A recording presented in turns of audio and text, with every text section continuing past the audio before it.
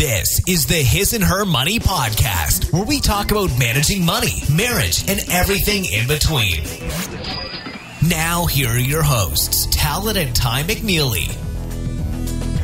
Welcome back to another edition of the His and Her Money Podcast, brought to you by hisandhermoney.com. And today is, again, one of our favorite topics. I love talking to people who are debt-free and becoming debt-free. It just really, really motivates me. And so today is no different. We have a very special guest who's going to talk to us today about her story, her journey. She's not even 30 years old yet, and she has set out on a mission to become debt-free. Well, the other part about it is, too, she's paid over $30,000 before the age of 30. Man, that sounds incredible. It sounds motivating. So let's get into it. We have a very special guest. We are joined by none other than Jessi Fearon from thebudgetmama.com. Welcome to the show, Jessi. Thank you. Thank y'all for having me. We're so glad that you're here, and we can't wait to talk to you a little bit about, we know that you've paid off, is it over 30 or just about at 30? It's just a little over 30. It's currently sitting at $31,285.36. Oh, great. Awesome. Before the age of 30. Yes.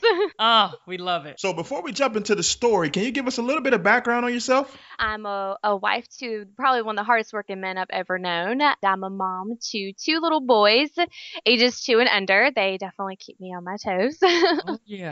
And I graduated from Kennesaw State University in 2012 with my accounting degree. Took me a little longer than most people to get my degree. I wish I could say I did it debt-free, but unfortunately, I did not. Tell us a little bit about this debt. How did you first come to being in debt? Heard you talk about, what is it, student loans. So can you just tell our audience a little bit about how it all started? It all started at the ripe old age of 18.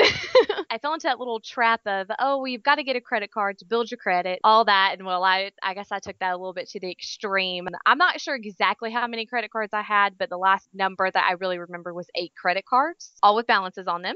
That right there was a little over $11,000 of my $31,000 debt. So I paid all that off by the time I was 25. That was all paid for. And then my husband and I both had a credit card. We each, just one, thankfully. But then we realized after we read The Total Money Makeover by Dave Ramsey that having those credit cards was just silly. So we paid those off, and that was roughly about $3,000. And then I had to take a hard look at my very nice, fully loaded Tahoe that I had that I just absolutely loved and just for some reason felt I had to have, because Lord knows I always got a new car like I changed my underwear. I swear I did. And I felt like I had to have that car. But finally I had to come to terms that it was just better to have a paid for vehicle. So earlier this year, we dumped $18,000 of debt in a flash by just getting rid of my Tahoe and getting a paid for vehicle. So that is where all that debt came from. Now, you're in the midst of your process. You and your family, you're trying to eliminate all of your debt. So you're at the $30,000 mark as far as how much you've paid off. How much debt is left? It is just a little over $100,000, which includes our mortgage. So it's just my student loans and the mortgage. Okay, so now at some point during your marriage, you all had to have, sort of your aha moment, like, okay, we need to come out of debt. Can you kind of explain that moment, how you came to the conclusion that you needed to make a change? Well, credit cards, most people will agree that those, are stupid debt or silly debt. So when we first started really looking at our finances, like I said, we read The Total Money Makeover by Dave Ramsey. And that was sort of, for me, that was a light bulb moment. Oh my God, we got to get rid of all this debt. My husband wasn't as convinced. He was definitely convinced on the credit cards, but not so much, the mortgage and the car. And, he didn't like my student loans, so he was fine if we tried to pay those off. But, he kind of felt like, well, those, the car and the home loan were necessary debts. And so it took me a little while to convince him of that. Honestly, what ended up happening is that, we sat down and made life goals together. And one of our life goals is that we eventually want to have a substantial amount of property. We want to have enough property where we can have a homestead on. And if we have a homestead and we're devoting a lot of time to that, well, we might not be making as much money. So therefore, we're going to need to make sure that we have our finances in order and don't owe a bunch of money out to everybody. And once I tallied up how much we owed to everyone, my husband sort of jumped on board and was like, yeah, let's make this go away. This is silly. Why are we paying so much to everybody else when we can actually have that money and do something else with? Well, you know what? That sounds a little similar to our story as well, too. We stumbled upon Dave Ramsey, I believe, believe he was on Fox News at the time. And we read Fox Business Channel. That's right. And I remember we were keeping our cable network just so we can keep that channel because we enjoyed his show so much. And we also read My Total Money Makeover. And I mean, we were like on fire. Yes. And Talaat, I can say, I remember you were okay with keeping the whole mortgage thing, right? Yeah, I thought that everything that Dave said was spot on until he started talking about paying off your mortgage. I'm like, what are you talking about? Nobody pays off their mortgage. You need that. You got to get the tax credit. You're supposed to have a mortgage. My husband. And then one day we were watching the episode and he just broke it down. He just showed, you're going to keep a $2,000 tax credit so you can pay $10,000 in interest mortgage. How much sense does that make? And when I saw that, it kind of knocked me down. And I became 100% on board. Once I actually saw that visual and saw the numbers, it just made complete sense. Yeah, it did. And I love what you said about you couldn't really convince your husband to be on board until you all sat down and you went over your goals. I think that is so important, especially for married couples, to sit down and, write down your goals, talk about your goals. That's something that in the beginning of our marriage, we would do monthly. We would have monthly goals, our quarterly goals, and then our annual goals. And we still do it, especially every first of the year, we're writing down our goals. So I think that's so important. So for those listening out there, if you have not sat down and wrote out goals as a couple, by all means, do it. Absolutely. Heck yes, because it is definitely beneficial in all areas of your marriage, all areas. So can you speak to the mindset that you had to now put yourself in? Now you had your husband on board. You got him on board. What was the mindset that both of you had to pretty much adopt in order to accomplish your goal and just like hit it full force? Getting the credit cards paid for, like I said, that was a little easier because I had already done it once before. I had started paying off my first round of credit cards, my $11,000 worth of credit card debt before my husband and I were married. So, I was sort of already, I'd been down that road at least once before. And so getting our credit cards paid for wasn't so difficult. But once we had to go and get my Tahoe, get rid of it in order to get a paid for vehicle, that became a little bit more challenging. But we had to really, really strive to get the money, which actually we did something that most people advise against, and I totally don't advise anyone doing this. We had to take out my 401k. We took out my savings bonds, and then we saved up extra money in order to purchase outright a vehicle. So that was a little hard for us to swallow because I didn't like doing that at all. As an accountant, I did not like doing any of that in order to pay for a vehicle. So it was a little hard, but honestly, in the end, it was a little bit worth it. So I'm happy that we did it. We're talking with Jessi Fearon from thebudgetmama.com. Jessi, tell me, the decision that you all made to get out of debt, as well as the process that you all have been on so far, what type of impact has that had on your marriage? Honestly, it's one of the best things that we've ever done. I mean, truthfully, it really is. My husband, growing up, they kind of struggled a little bit growing up. And so he always said to me, he's like, I don't ever want to struggle. Every notorious rap song talks about Bankhead Highway down here in Georgia, and that is actually where my husband is from. So he is from a very, very, very poor part of town, unfortunately. And so he grew up struggling, and he didn't want that. And there was at one point in our marriage where we were slightly struggling a little bit. I mean, we had we had just had our first son, and we're like, okay, well, what do we do here? Now it feels like we're starting to rely on these credit cards in order to pay for things. And I've already been down this road before, and I'm telling you, it's not a good road to be down. So, but it was the best thing that we've ever done, just because honestly, once we got the credit cards paid for and the Tahoe paid for, it's like now we can breathe. We don't have to fear the end of the month anymore. Now, were there some other strategies that you all took in order to dig your way out of debt? I heard you mention the 401k and the bonds. And I also have to mention, you both had a wedding that only cost $500. And I'm like, so wow, you got to talk a little bit about that. So I guess it probably started a little bit before you all got married, this determination of not trying to spend a lot of money? Yes. I always tell everyone I feel a little bit like a fraud calling myself the budget mama, because truthfully, my mama is the budget mama. She's the most frugal person on the face of the planet. And one of her big things for me, was, don't go into debt for, especially for silly things. That was her thing. And she was actually against me getting my student loans as well. And I wish I would have taken her advice on that. But, my grandmother and my granddaddy are the ones that they had a wedding at Keesler Air Force Base down in Biloxi, Mississippi at the courthouse on their third date. And I grew up listening to that story, and I just loved it. And that's what I wanted. I didn't care about the big, huge wedding. A lot of our family did. And when I went to trying to pay for that, I realized that we didn't have the money to pay for that. Now, I could have put it on credit cards and all of that, but truthfully, I just couldn't justify it. I was like, that's just too big of an expense. I don't really see why my wedding would have to be so much money when neither my husband nor I wanted that. We wanted something small, intimate, something to have fun with. And we would not have had fun at a big, huge wedding that was stressing us out financially. So we didn't want to start our wedding off that way. So we saved up the money and took a really awesome honeymoon instead. Awesome. So you guys started off the marriage in a fantastic way in regards to, only spending $500 on your wedding.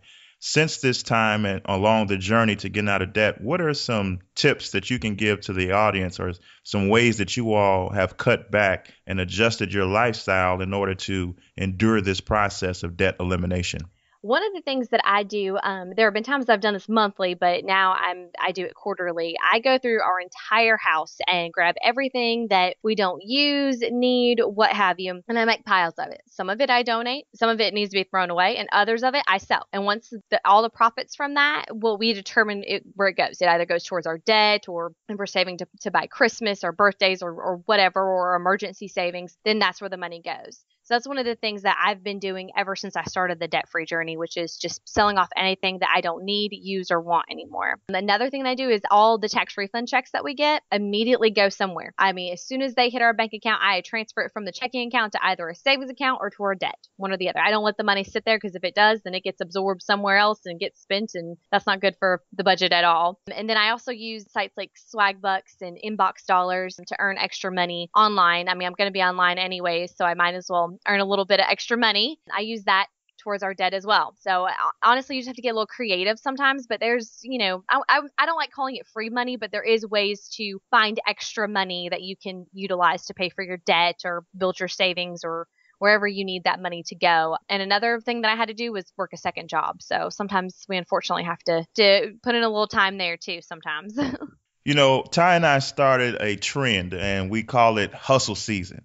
And you just talked about how you had to take on a second job. Speak to what it takes mentally, the fortitude that you have to build up to say, you know what, I'm going to do whatever it takes in order to get myself out of this hole of debt, to include if I have to work extra hours. Speak to the mindset and the mentality that you have to put on in order to take on extra. Honestly, it all comes back to goals, like we were talking about before. What I did is I sat down when I took that second job. I sat down and I made goals on, I could not quit my job until I had made X amount of dollars. So then from there, I determined, because it was a serving job. So obviously I was being paid, commission through tips. And so I had to figure out, how much I would have to make and how many hours I would have to work. I mean, it was a little difficult, and it was definitely a hustle, but honestly, it didn't feel like a jail sentence then.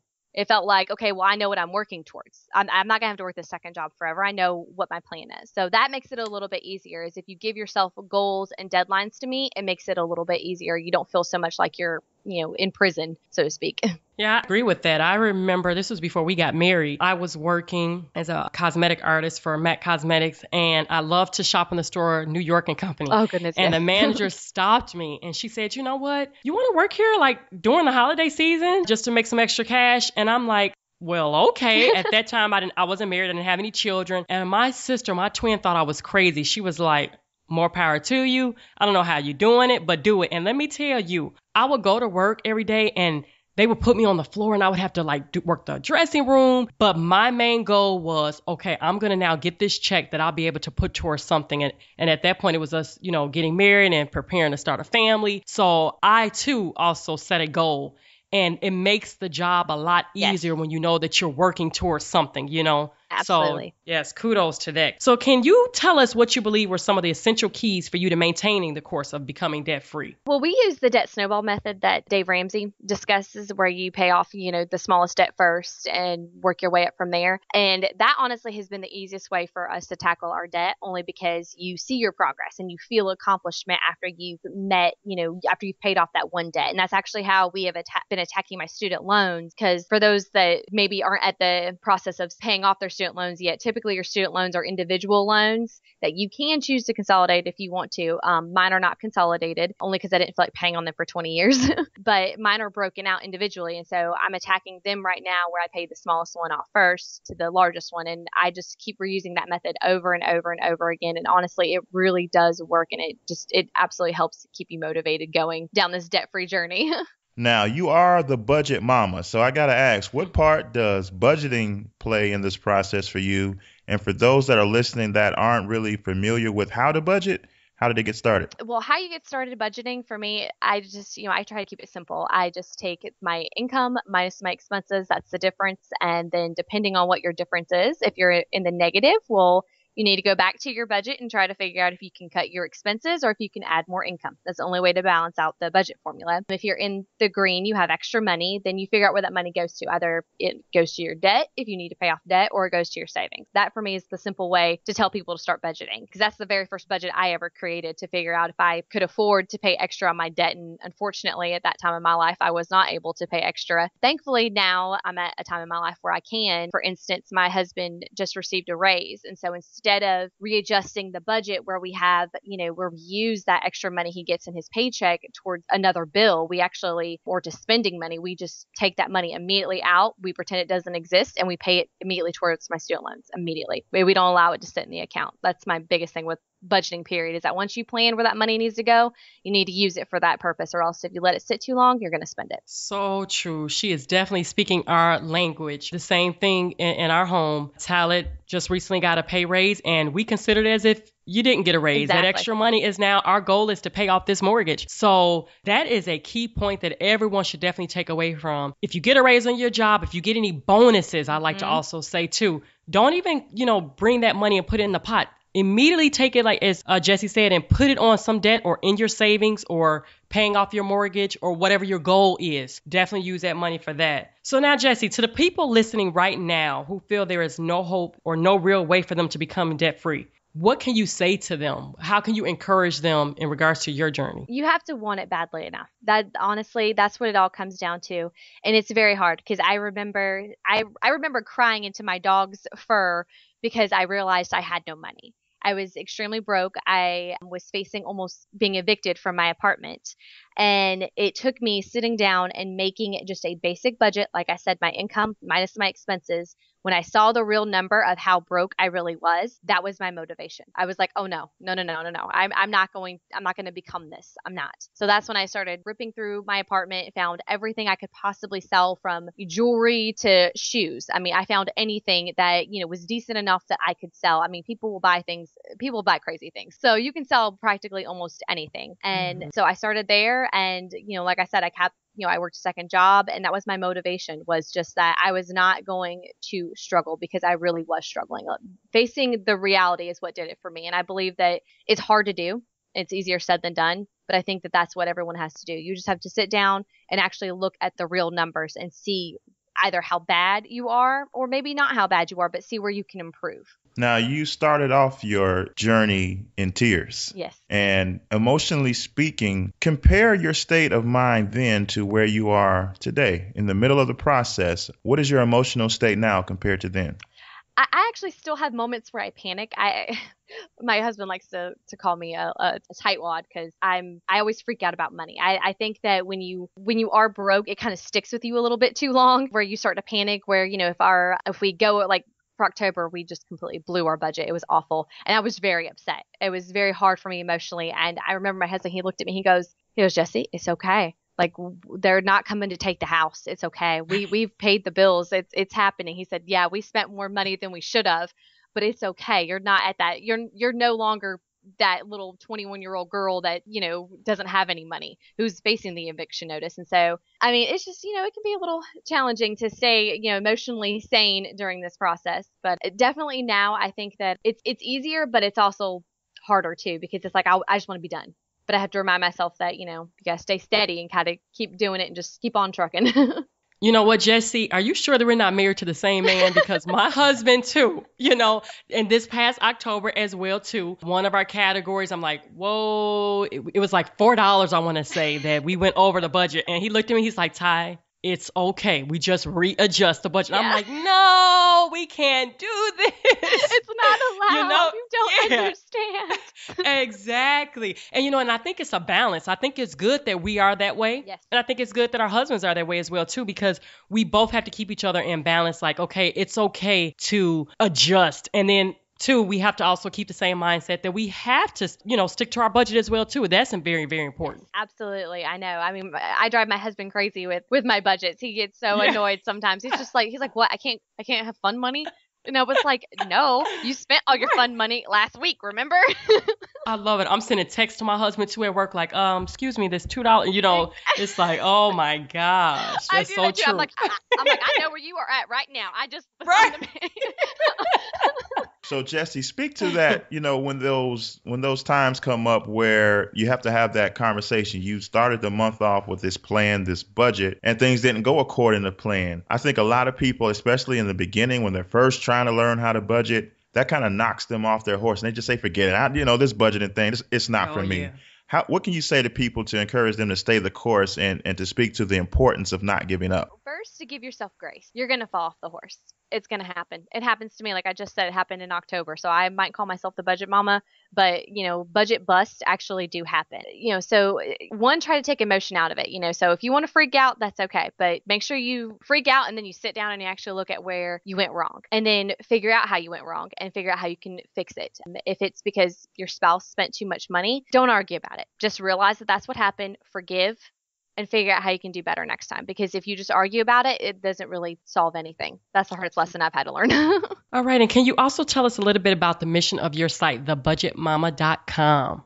My mission is pretty simple. I really want to help people become better money managers. There really is a debt crisis, unfortunately, here in the United States. And I sort of want to help, change that through one household at a time. Dave Ramsey has already started this mission. So I'm sort of riding the coattails there because I really want to help people become better money managers by showing them that, hey, I'm a real life stay-at-home mom. My husband doesn't make a lot of money, but we're doing it. So if people wanted to stay connected with you, where would they find you? I'm on Twitter, The Budget Mama. I'm on Instagram, The Budget Mama, and I'm on Facebook, The Budget Mama, and Google Plus and LinkedIn as Jessi Fearon. All right. And are there any upcoming projects or any resources that you would like to mention as well, too? I'm actually doing sort of a collaborative effort with Tony from Debt Free Divas and Michelle from the ShopMyClosetProject.com, and where we're trying once a month to sort of hold a meeting of sorts on Google Hangout, which is going to YouTube as well, where we just discuss a certain topic of money. We're sort of modeling it after The View. So it's just us three giving our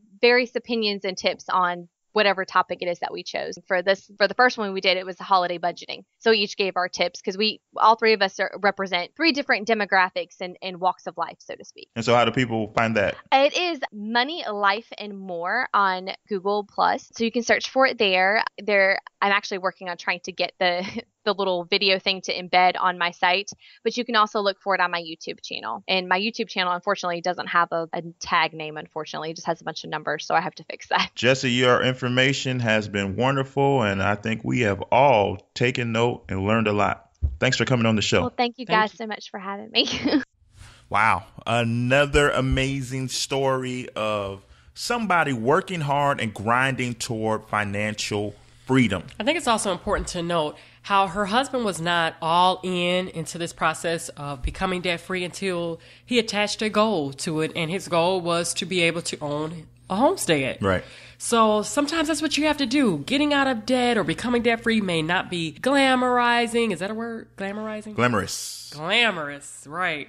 Sometimes it's not glamorous or a beautiful thing. But however, if you attach a goal to it, just move towards that goal. Goal setting is important when it comes to this important. journey in financial freedom. It's like the old saying goes, if you aim at nothing, you'll hit it every single time. But however, the other side of that is if you give yourself a clear, concise goal, a dream, something you want to do once you become debt free, and you constantly use that as a reminder, you constantly use that as fuel and motivation, it will get you through the journey every time. And so do what Jessi did. Do what her husband did. Why don't you all come together and set a goal? What would life look like on the other side of this debt? What do you want to do? What's that business you want to start? What's that career you want to pursue? What's that degree you want to go back to school and get once you become debt free? Use that as motivation to continue in the process. Absolutely. So guys, remember, if this show is beneficial to you and you think it's something that others need to hear, we need your help. We need you to go to iTunes, take 60 seconds and just leave a review. Tell people how great this show is, because that's the only way we can move up in the charts,